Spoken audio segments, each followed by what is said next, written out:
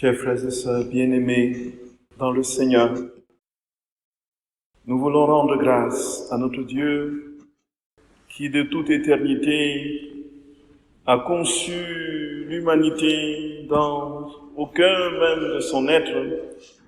Il a produit ad extra dans l'œuvre de la création.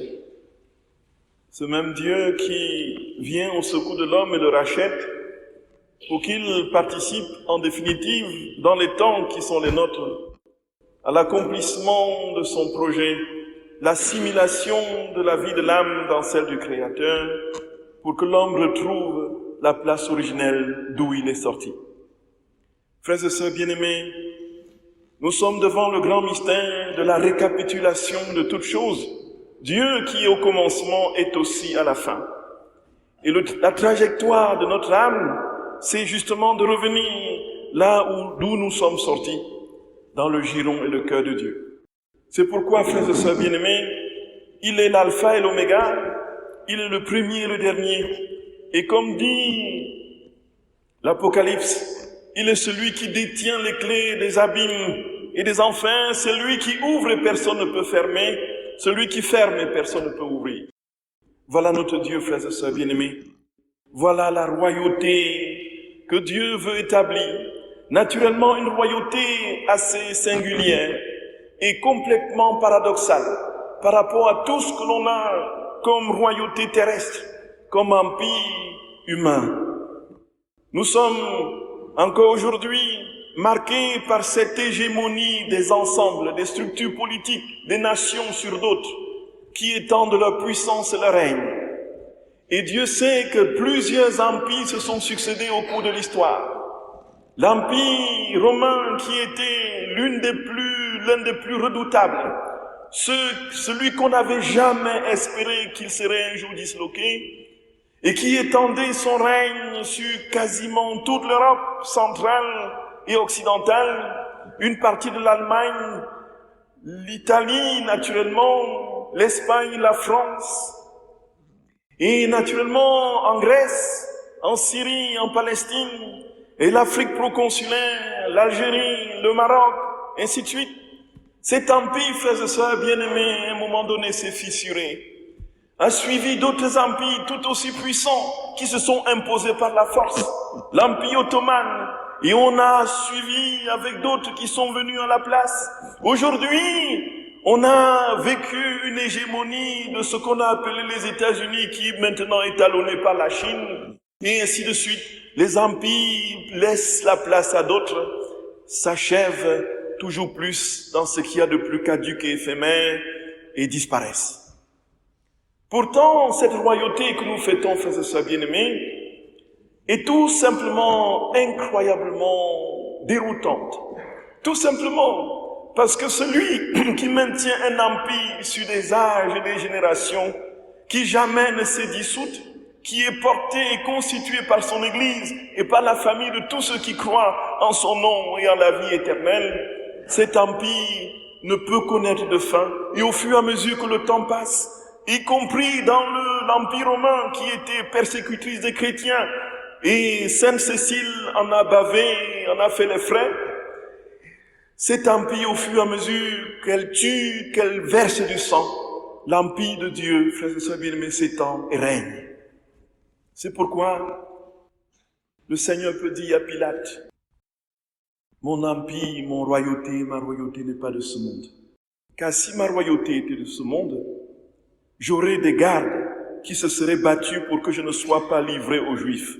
En fait, ma royauté n'est pas d'ici. » Nous comprenons, frères et sœurs bien-aimés, que cette royauté, dont le roi est aujourd'hui complètement affaibli par les accusations de ses bourreaux, affaibli par la flagellation, affaibli par toutes sortes d'insultes, affaibli par le rejet de son peuple, affaibli par toutes les calomnies et tout ce qui se colporte de faux à son sujet. Il dit qu'il détruit le temple et qu'en 3 jours il le rebâtira, ainsi de suite, affaibli par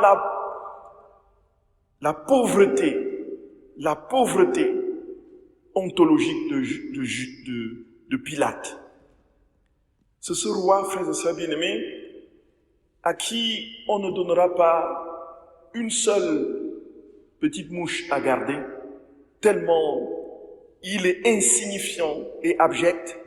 C'est ce roi qui aujourd'hui, frères et sœurs bien-aimés, transforme les vies, nous réunit ici et constitue un peuple qui descend et s'assit sur des générations. Et au fur et à mesure que le temps passe, la royauté, le peuple du royaume grandit. C'est ce roi qui nous donne l'exemple, frères et sœurs bien-aimés, le modèle, l'annonce, la préparation de notre véritable royauté, puisqu'il veut que nous soyons avec lui des rois. C'est un roi qui n'est pas comme les tyrans des royaumes précédents terrestres, impose leur domination par la force, la violence et le sang. C'est un roi qui verse son sang. Et il donne à son peuple de participer à sa royauté en communiant de manière singulière à cette grâce de la participation à la croix. Et ce faisant, il règne parce qu'il a donné, il s'est donné. Il règne parce qu'il a tout donné de ce qu'il est. Il règne, frères et sœurs bien-aimés, parce qu'il n'a plus rien pour lui-même. Il règne parce qu'il est complètement détaché, dépouillé, comme dit l'Épître aux Philippiens, il s'est abaissé jusqu'à la mort et la mort sur la croix. Et c'est pourquoi Dieu l'a élevé et lui a donné le nom qui est au-dessus de tout nom, afin qu'au nom de Jésus, tout genou fléchisse au ciel, sur terre, aux enfers, et que toute langue proclame Jésus-Christ est Seigneur, à la gloire de Dieu le Père. Il règne parce qu'il ne peut autrement faire que de nous aimer. Il règne parce qu'il aime. Il règne parce qu'il est amour. Seul l'amour ne passera pas. Et son amour, d'une manière singulière et inimitable, indépassable, s'est manifesté avec puissance sur la croix de Golgotha lorsqu'il a versé son sang jusqu'à la dernière goutte. Il règne, frères et sœurs bien-aimés, tout simplement parce qu'il est amour. Oui, le seul vrai règne, c'est le règne de l'amour. Et quoi qu'on fasse et quoi qu'on dise, frères et sœurs bien-aimés, quoi que nous fassions et quelle que soit notre posture par rapport à nous-mêmes, par rapport à Dieu et par rapport aux autres, si nous ne sommes pas structurés et portés par cet amour qui a animé le Christ, ne comptons pas durer. Tout ce qui dure, c'est l'amour. Et Saint Paul le dit dans le premier épître aux Corinthiens chapitre 13, la seule chose qui passe la mort, c'est l'amour. Si nous fêtons le Christ roi aujourd'hui, nous fêtons celui qui a initié le monde par l'amour, et qui va le récapituler en lui par l'amour, comme dit Saint Paul dans l'Épître aux Corinthiens, au chapitre 15, lorsqu'il aura soumis le dernier ennemi qui est la mort, il se soumettra lui-même à celui qui lui a tout soumis, afin que Dieu soit tout en tous. Il vient, frères et sœurs bien-aimés, régner, conquérir les cœurs par l'amour. Et tout ce que nous pouvons faire, c'est tout simplement d'ouvrir notre âme, notre cœur, et d'accueillir la plénitude de ce règne, le règne de l'amour. L'amour inconditionnel, l'amour détaché, l'amour dépouillé. Et c'est de cet amour que Sainte Cécile, frères et sœurs bien-aimés, a été atteint et mordu. Lorsque, subissant le martyre en 230 sous le règne d'Alexandre Sévère, elle va, selon la légende, élever un chant au Seigneur dans son cœur. Ou encore, selon une autre version, elle entendit une musique céleste qui la remplissait. Et voilà pourquoi elle est patronne des musiciens, patronne des luthiers, patronne de notre chorale, patronne de l'Union Sainte-Cécile, patronne de tous ceux qui chantent la liturgie, tous ceux qui chantent pour la gloire de Dieu, patronne du Père Michel Bacquenaille, patronne de tous, frères et sœurs bien-aimés, tous ceux qui élèvent et qui composent des chants pour la gloire de notre Seigneur. Voilà pourquoi, frères et sœurs bien-aimés, nous sommes aujourd'hui dans la joie de comprendre que Sainte Cécile a laissé Jésus régner en son âme, régner dans sa vie, au point de dire « Je préfère mourir plutôt que de renoncer à mon Seigneur, plutôt que de chercher un autre roi. » Demandons à notre Seigneur, frères et sœurs bien-aimés, de nous donner ce même élan, cette même ferveur, de croire de tout notre cœur que le seul bien capable de nous combler, c'est Jésus. Que la seule réalité capable de nous remplir en vérité et de combler les vides de nos vies, c'est celui qui nous a créés.